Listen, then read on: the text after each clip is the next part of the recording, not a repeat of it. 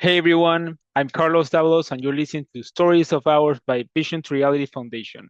This is more than just a podcast, it's a space for courage, resilience, and reinvention. Each episode, we dive deep into real journeys of newcomers to Canada, the challenges they've faced, the breakthroughs they've earned, and how they turned uncertainty into opportunity. Whether you're starting fresh or chasing new dreams, these stories are here to remind you that you're not alone and greatness lives within you. Let's go. Well, this time we have Tally and Shahar Melion joining us from Coquitlam, BC. They immigrated to Canada 1 year and a week ago with three children, boys actually, from 17, 14, and 8 years old. So, starting our conversation, Shahar and Tali. So, this question is for you both. Take us back to the moment you decided to immigrate to Canada. And as a family, what was the vision you were holding at that time? You should start. Yeah. I thought maybe you should start. It Uh, wasn't really a moment, it was a real process, but yeah, Shahal, I wanted him to start because he was the yeah, trigger. I was a trigger. Um, for a long time, I was thinking about living in another country and living Israel, even only to try. And it was a process. It was a process that at the end of it, the trigger was unfortunately the situation in my country, in our country, in Israel. And I think I can be honest and say that fear is the right word to describe the decision. I was afraid about my kids. I'm saying I, but it's we. We got three kids, boys, to make it let's make a long story short. I think that the trigger was the war, the fear of was fear of, about my kids and my family. Yeah, And especially your main trigger was you instantly thought, okay, I need to protect them. I need to find somewhere else to yeah, to live in. no, And how do you feel? How do you feel, Tali? When what did you think once he proposed that idea? Well, as I said, it was a long process because he wanted it for several years, and I was willing and open to try it, but I didn't see myself living for good in a different country, or raising my kids in a different place. So it was a long process, and to try, we didn't do it before because of the financial situation. And we thought about different places, and then a friend of ours came here, and then they started telling us about Canada, and then we had the special visa for the situation. So mainly the political situation started to crack things up a little bit for me. Mm. And October 7th was like the main trigger. So everything happened specifically that morning when the alarm started and the bombing started, and it went on, and we heard everything bombing around us. Then Shahal said immediately, "We need to go now to the airport." And I said, "No way. I'm a teacher. I have a class. I'm going to school tomorrow." I didn't know that we're Well, not going to go to school for some time now after because we were not sure what even happened. So no one really understood the magnitude of this disaster. So it was really scary. And then I experienced the whole war situation with my own children and with children that I was teaching. And it was very stressful for them. So even if they don't realize it or they didn't realize it at the time, it felt like something that could really leave a mark. And even if they won't be affected physically, it's stressful to be in this situation. So we wanted to protect the children, and everything happened in the country wasn't good. So we decided that we needed to try something else. Yeah. yeah, thanks for sharing your story. Of course, it might be a tough and a non-typical situation, even for an immigrant. And how long did it took to once you till I don't know, October 7th till you left. I know, Shahar, you came first, Yeah, correct? yeah. You came first with our oldest son, so he went. It took a while. It took a few months to realize how we're going to do it with work and everything. So I was teaching, and I couldn't leave my class, and I didn't want to leave my profession and everything. So it was a process of figuring out how to do it and even where to go. And only when we knew about the option in Canada and we started to think if that was doable at all, and if we have the option of getting somewhere and establishing this whole adventure, then we realized we could do it, and we have the Canada offered a special visa or a Okay. special situation for people from Israel and Gaza because of the situation. So it took a few months, but then we decided that Shahan and our oldest son will come here sooner, and so that I can keep working while he's waiting for this work permit to come, because we weren't able to get the work permit before we came here. So the terms of this specific work permit offered in this program is something that you could only apply to when you come here. So we decided that they would come here, and while he's waiting for his work permit, I can keep on working. And then when he get the work permit, we can come, and then and I'll wait for the work permit so that the kids can go into the schools because they can't do that until we have the work permit, and so that we won't come together and just wait and wait, not with no livelihood and no And school. how long after Shahar left did you came, Tali? It was about 4 months, something like that. For Yeah, months.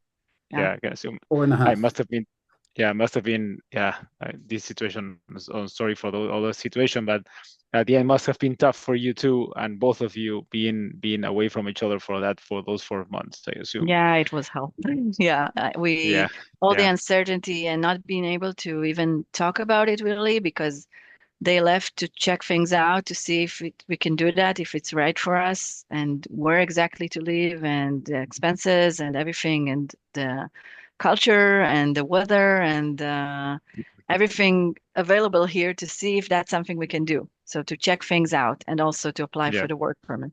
And in that time, we waited and waited, and eventually I said, it's too hard for everyone, for the kids missing him, and we're missing them and everything, and it's very difficult. And we need to decide on a date, and we need to decide that we're doing it and a date and get the tickets, and so that we can notify our landlord, and so that I can notify at work, because mhm, I couldn't just get up and leave. Like, I'm a teacher, I have a class, I need to give I thought at least like 3 months notice so that they would be able to do the transition and get someone to replace me and get to know my class and everything. So, yeah, so it took time before we knew, and there was a lot of uncertainty for the kids. And we did some processes for them to say goodbye from their friends and from our family. And so, yeah, it was a long yeah, process. yeah. Must have been a very challenging process. And regarding once you arrive to kind of, okay, once you both arrive here, and what surprised you most about the experience of arriving versus what you expected at the beginning?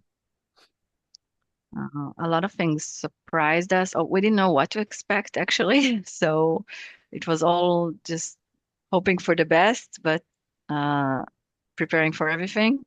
So everything was surprising, and how beautiful it is on the one hand, and how amazing nature is, and so close to be in nature, to see the animals, to see it was helping a lot. But then a lot of challenges, financial and professional, and trying to figure out what to do and how to cope with everything, and to help the kids adjust and adapt. And our Mm, youngest, he didn't even know English when we came here, so that was a struggle on its own, because it takes time. He goes into school and he doesn't understand anything. So everyone says that the smallest ones, the youngest one, they adapt the fastest. So it is fast relatively, but the the actual start is challenging, because not knowing the language at all, it's overwhelming. It's getting into somewhere where you spend several hours a day and you don't understand what's going on there and you have to figure out. It's pretty overwhelming. Yeah. No, and I assume as well is not only that, it's also a big change and a big uncertain change on being a conflict and suddenly leaving your friends. It's not like kind of organic change, like, hey, we're moving away because of seeing new opportunities or because we want to move into a better country or whatever. It's just because it's a need. It's just a survival mode, let's say. So it's Yeah. a different kind of situation than a regular kid immigrating. And how did your children experience the move uh, differently than you did as kind of adults? I think that the children, the move was different from them since they got into the schools. So they could get into a routine, a local routine. So it was different for them because they went into a place where they speak English all day and they meet friends and they see what's going on and they learn and they have to adapt to different things and different challenges as well. But like if we were going to like a workplace, then that would be different as well. So for them, it was getting into some kind of a routine that was different, I think, because we were like in a big uncertainty about when I will get my work permit, for example. It was a lot of uncertainty for a long, long time. I just got it like 9 or 10 months after we arrived. And I didn't know when will I get it. It could come in a week, it could come in a month, it could come in a year, and we don't know how to plan for it. And there were many professional challenges as well. So getting the whole process with Wes still ongoing, getting the credentials assessments and language tests and everything. So that had its stages as well. Also, that adds kind of additional pressure because at least through these 9 months, while you sure were looking for a job and you Tally were in this kind of uncertainty of your work permit, that created stress and challenges. Now that in a different scenario right now, how would you reflect on those moments? And did you notice moments where your kids adapted faster or struggled more? You were mentioning about your smaller kid, but how about your older kids? How did they transition into kind of environment in Canada? The youngest is he adapts so fast. It's amazing to see that. It's really amazing to see that a boy that 8 years old doesn't know a word in English, and after less than a year is speaking almost fluently. Regarding the others, you want to say something? We're really so proud of them. I mean, it's really not easy ages to come here during their being adolescents, teenagers. It's not easy to say goodbye. They're all really connected to their friends from Israel, and they're all really they miss them. So the older ones, they get to talk to them more often. They do video chats and video games Mm. with them, and they talk to them a lot more. The youngest, with the time differences and him not having a phone, so he gets less chance, but we try to do that every once in a while. And he even had a video conversation with his class in Israel one time.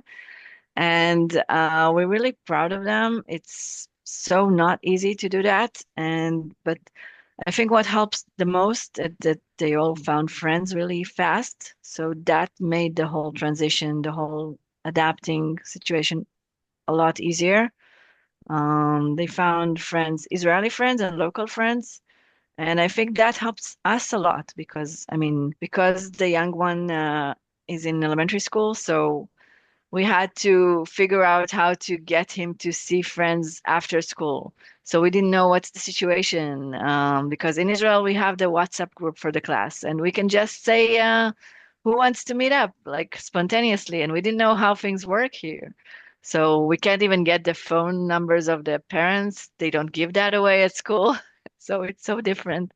And the teacher would not give that because they don't do that here.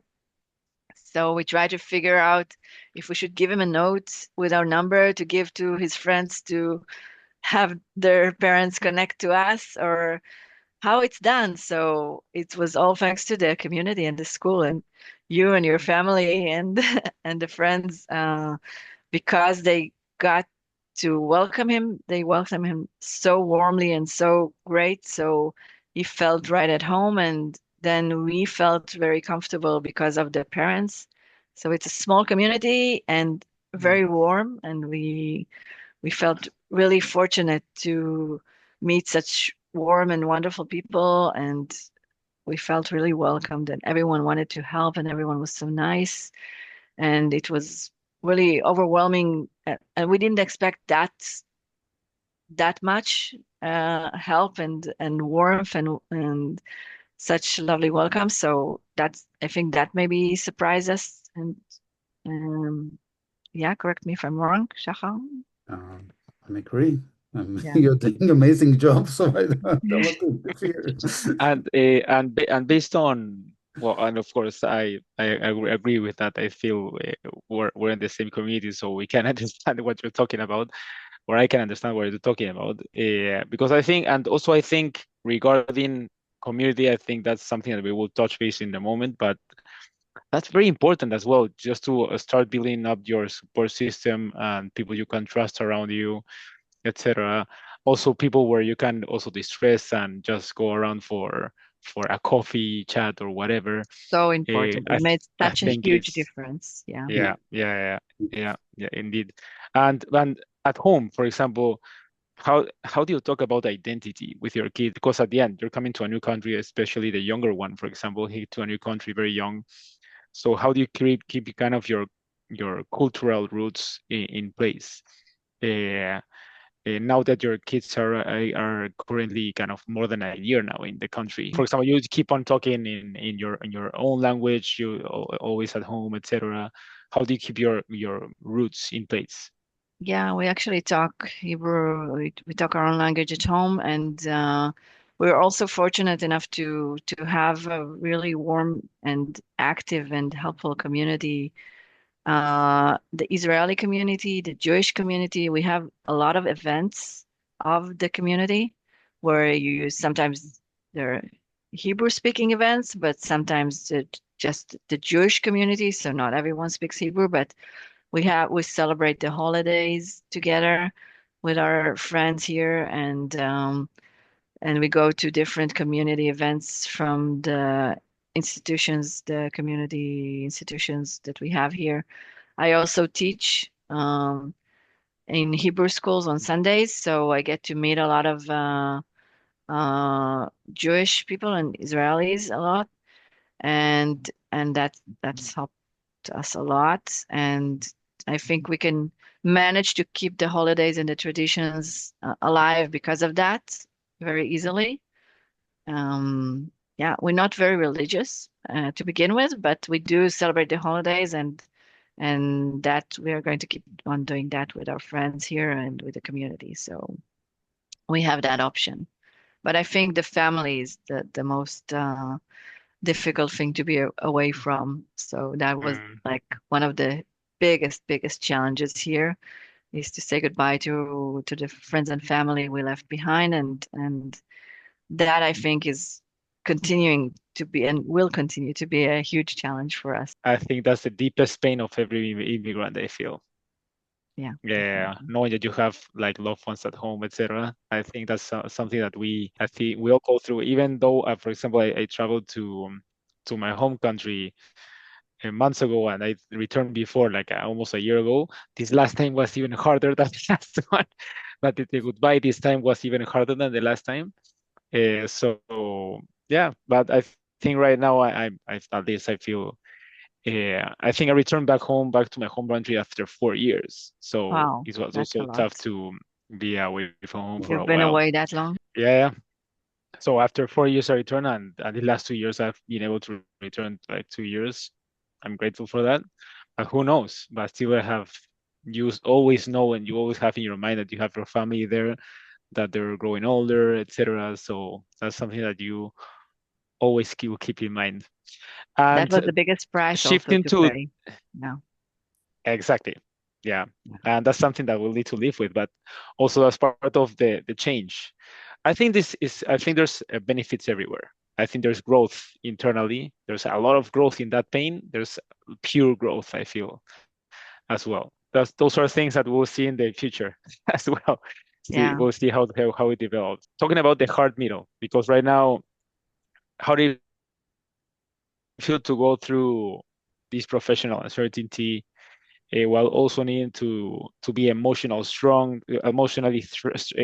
as well for your family? And how did you do to preserve that through that period? You should Wow. start. Yeah.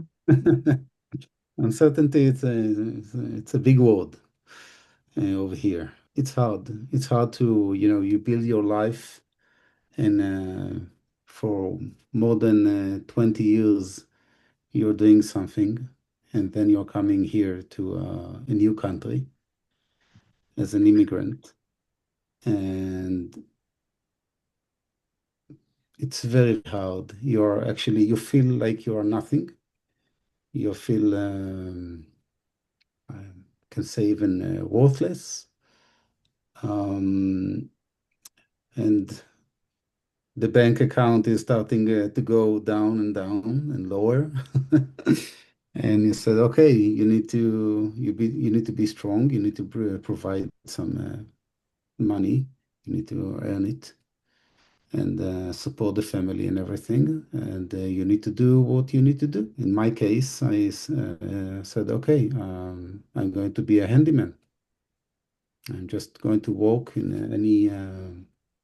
I will do anything to, to preserve the situation and provide my family the base for a better life in the future. A few months ago, I had the privilege and the luck to get into a company, that Canadian company, and then right now I'm working. But it was a very long, hard year for me. I have seen you go through also that struggle as well. The good thing about Shahar is that I've seen you always moving on and moving on, like one day at a time, and keep on going. And I have seen you around, but I've seen you always pushing through, and also you too, Tally, like kind of pushing through. And I think we all go through different tough moments, especially at the beginning. Because at the beginning, for example, I came in COVID, and unfortunately there was no community because Yeah. no one wanted to talk to you. So I think it had its own challenge as well. But I've seen you. I like the cool thing. I know you both like nature. I know Shahar, you're an adventurous guy. You like to climbing everything. So I think that was a really good escape for you. And I've seen it. I've seen it because I've seen you also enjoying the nature, etc. What were the tools that you use and you both use to go through this kind of situation and keep yourself positive in this uncertainty before you I got the think, job? I mean. yeah, I think if we will go even back in time, before we went out of Israel, Tali and I discussed and said, if we are going to do that, of course you need to put everything. Let's try to see it as kind of a good experience, to be positive, okay, for us and for the kids. And I think I can say from my point of view, there are hard moments over here, okay? And you need to be strong to yourself and for your family. And you need to be, and you need positive. And this is what my wife, amazing wife, taught me for all of those years to be positive and go on. There is no other way. You just need to go on. I think that's the best way to describe it. Maybe like Yeah, there's no back. Like there's only forwards. There's the only way. We are saying that I hate to run, by the way, but we are saying that this is immigrate, it's a marathon. You have no single moment to rest or, Yes, exactly. Yeah, it felt exactly the same. it's always another thing and always another challenge and always few more things to pass. What do you say, Tali? Yeah, I agree with everything because being positive is what made us believe we can do it in the first place, knowing that we'll be strong and positive the whole time. We knew that nothing is promised to us. We can come here and not succeed and not being able to stay here. We don't know if we'll get the PR. We didn't know if we'll get a job or be able to do anything.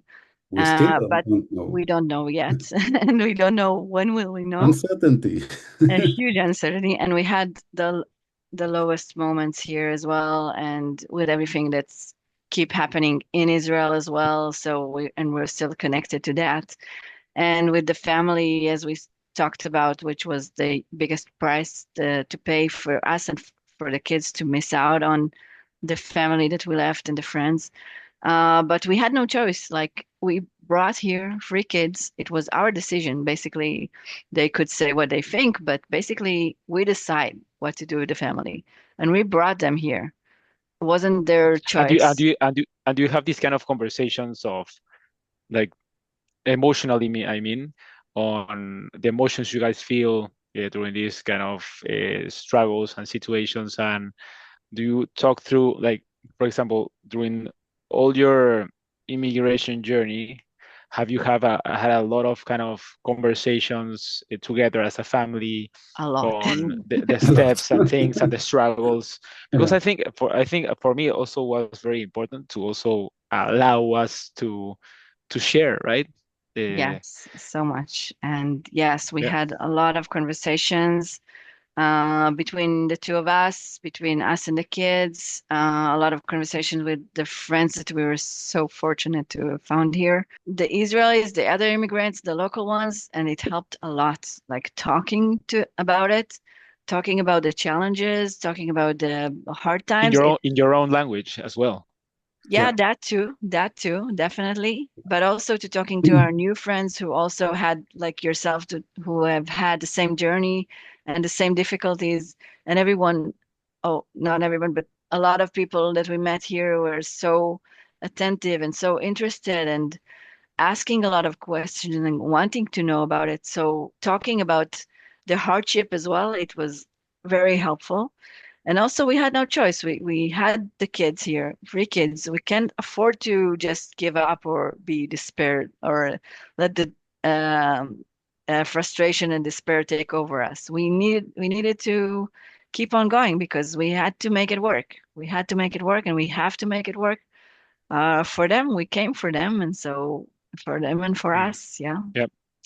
And now, after 1 year and 1 week, after that October 7th that you made the decision and that trigger, how would you describe this kind of new version of Shahar and Tali? Now that Shahar, now you have a job, and now Tali, you have kind of also your environment. You kind of feel more, because right now you're more self-aware than before, because before you were in survival mode. Now at least you have some stability. How would you describe this kind of new version of your family? So I think we're finding new strengths in ourselves all the time, new power, new resilience, because it's things that we never coped with before. It's different things. Like Shahar said, the professional situation is really not easy to handle when you come after with 20 something years of experience. I had many changes. I invented myself over and over again during my professional life, but this is different because you come here and we knew that we were going to be downgraded no matter what. So we knew that that was happening, but I didn't expect to wait this long for a work permit and didn't anticipated the situation where I would be forced not to work for such a long time. So when I got it, I charged over it as soon as I can. So I'm teaching Hebrew on Sundays in Vancouver and in Coquitlam, and I'm doing tutoring and group tutoring, and I'm in the public school system right now only as an EA, not as a teacher, because that's still in process of getting my credentials assessed and everything, and my BC teaching certificate, which will probably take a while. It's a long process, as I understand, but getting into the system, putting my foot in the door, not letting anyone close it on me. So get everything I can get. So just as soon as they let me work, I just charge on it. So we find a lot of resilience in ourselves and a lot of powers now. So if you're asking about the new us, that's, I think we knew we can handle a lot of things. We handled a lot of things before in the past, but this is like totally different experiences. And so for us, it's finding the strength in ourselves to keep on going and giving good example to our kids to show them however hard it is, however difficult things get, you do not give up. You stay strong and you keep on going. So that's the Very, example we want to set for them. very well said. Anything to add, Shahar? Um, you're amazing, and I'm the lucky guy on earth that I have you. And couldn't explain it more. Like Oh feels, God, I love you both. yeah. Likewise. Likewise, exactly. Yeah, and for example, and right now, currently, what values have become more important to you since immigrating? Wow. I think music helped And a also, would like lot. to understand also, but Music what helped a values and lot. also what do you value the most of this So immigration I process think like process right now? Friends friends and and community community. definitely would have been the strongest thing that helped us here. So, and friends that we found here are so deeply important to us. So we were so surprised at the strong connections that were made in such short time. So, people who are really important to us really got into our hearts so fast, and we were overwhelmed with that, and that helped a lot. I mean, we didn't anticipate that finding friends would be hard, because we're used to having friends and we're warm people in general, and we knew that our kids will find friends, but I'm not sure we anticipated the depth of the relationships that we found here, the strong feelings that we have with people that we met here, and it really got to our hearts so fast and helped us a lot to cope with the lower moments and to celebrate the successes and all together. Yeah. Are there new traditions or routines you've created in Canada that you Oh didn't yeah. have before? Yeah, there is the Monday tradition of ice skating with the kids. Once in a year, I think it will be a good tradition for, except, well, for me for sure, is the penguin plunge. Oh, yeah, we'll need to do that No, for but sure. I think we are like we're only a year and a half here in Canada. So I think it's for me at least, it's hard to say like we're not in right now in the exact routine that we used to be. So I don't know. I think it's maybe it's too early for me to answer that. Yeah, Yeah. you're still in the transition. You're still Yeah. in this transformation stage.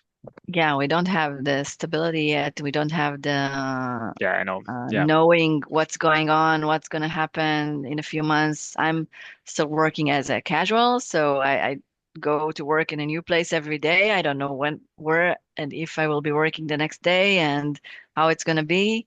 So everything is still up in the air. I mean, we certainly don't know if we get the PR or what will the options be and how will we cope with that. So it's early, but I think the meeting with our friends, hiking with friends and family, trying to get the kids to come to hike with us more often than in Israel. I think the kids have established different connections between them, stronger connections maybe because of coping together as a family with different things. So we see them do things together that they wouldn't do together in Israel Mhm. because they're here together and we need to support each other and we're here for each other as a family. So it has its ups and downs, of course, between the kids as well and between us. But I think the friends traditions, so meeting with friends and celebrating with friends, and we have the Canada anniversary thing that we have for when we come here. So yeah, so things like that. But yeah, And regarding lessons learned, for example, what is something you wish someone had told you before coming here? I think they told us everything and we didn't listen. I don't think so. Um, I don't know. They really took off. Or for example, if I reframe the question, Yeah, Shahar, what would you have told yourself if you could have gone back in time and you would have talked to the Shahar that came to Vancouver first, what or once all of you came to Canada, for example, what would you have wanted yourself to say to yourself? If you're not sure, I'll jump in. So I think jump in. definitely the whole credentials thing and to start that earlier because I had no idea it's going to be that difficult and it's going to take that much time. I mean, everyone kept telling me, "Oh, you're a teacher. You'll find a job in no time. There's no problem because they need teachers here and there's no issue." But yes, it's a huge issue and it will take time, obviously. And don't even know how much time it will take.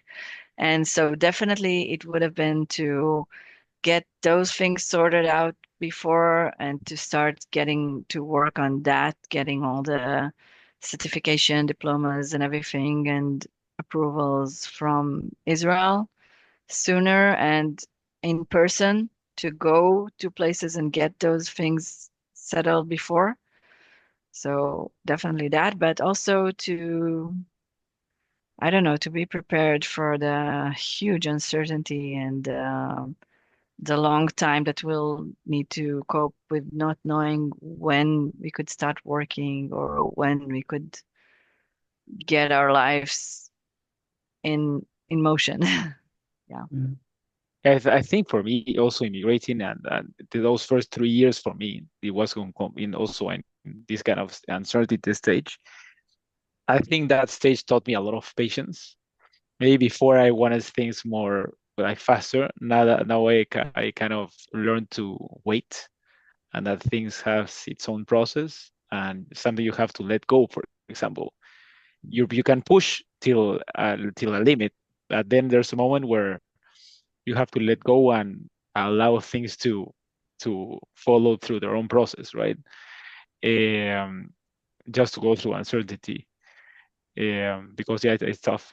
It's tough to go through the process. And for example, if you could talk to a parent, okay, that is immigrating right now, and they're just coming, and today is their first day in Canada, and they are feeling uncertain, also in kind of a similar situation than you, what would you say to them?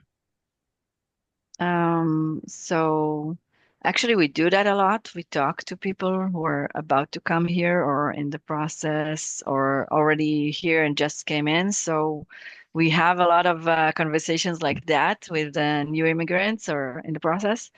And then we give them technical advice, like how to find a place to live and how to not put a lot of money into furniture in the house. So you can get everything from Facebook Market and technical advice for like how to get things started and about the school system, which is very different here, and about the huge cultural differences, like with the having many cultures here and like that's a huge gift I think for the kids and for us being in a place that has people from all over the world and Mm. has many cultures. I think that's a huge gift that we're giving them by coming here and experiencing this and we see that in them so that when they have friends from so many different places and which I don't think if they would have had the chance to get to know at this age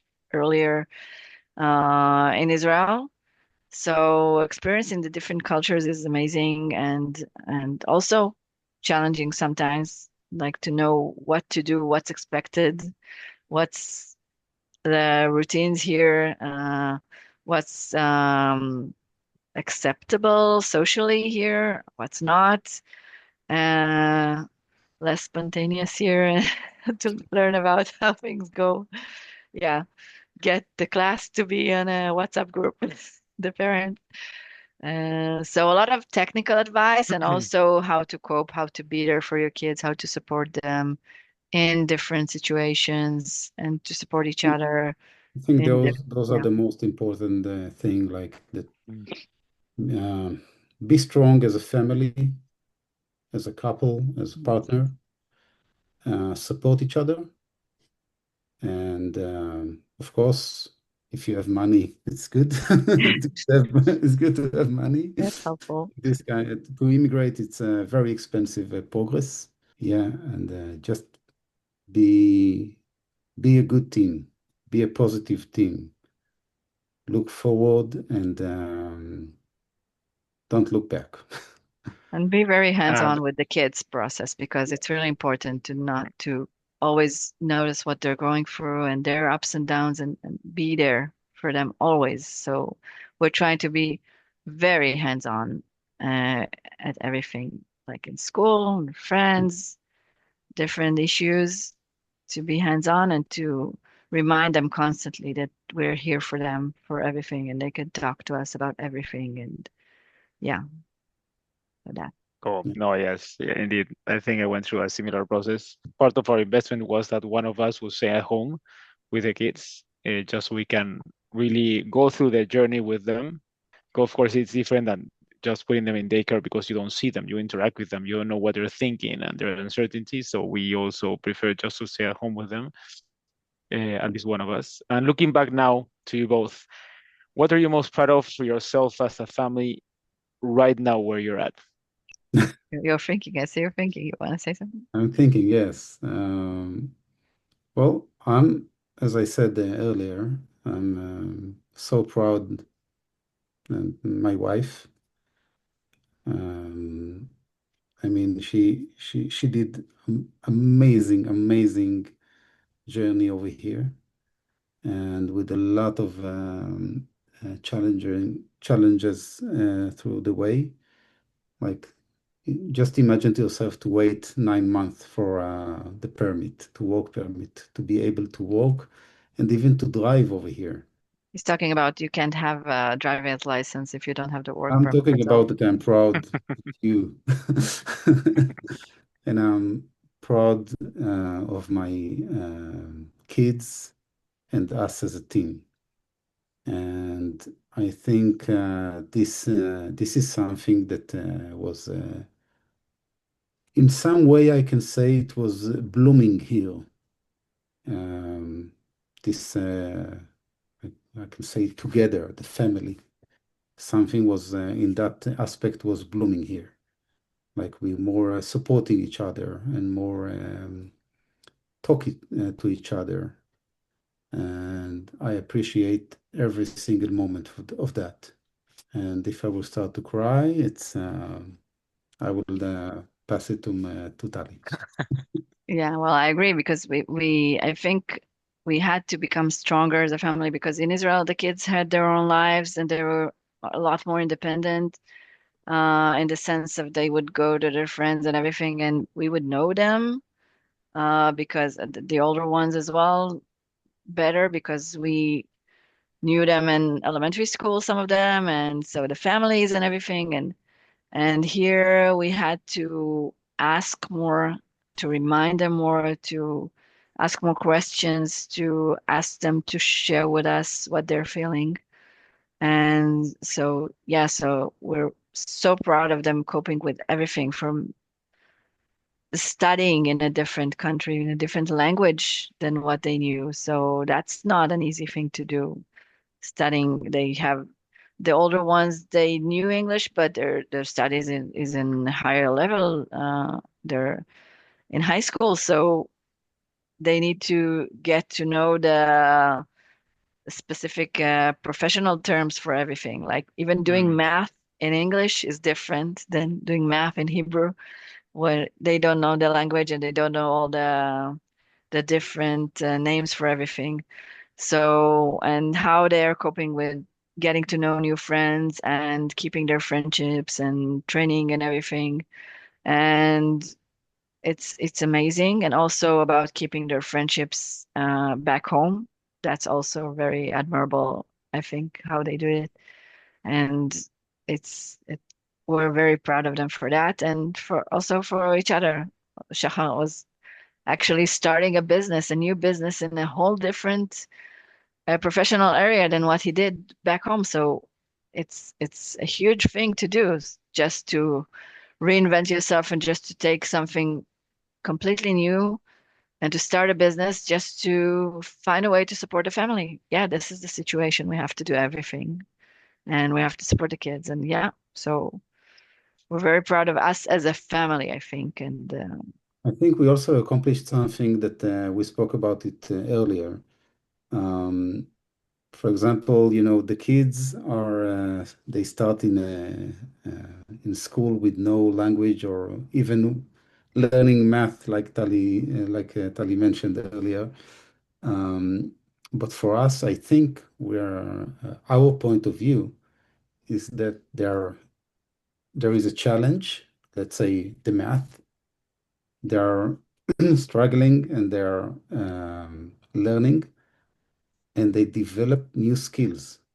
So from our point of view, like think positive and okay, it's hard for them, but they are developing uh, a new tool, a new skill for life. And I think it's a very important thing to have. And I really appreciate, and I think this is the one of the things that we can see over here as I don't know, as amazing thing.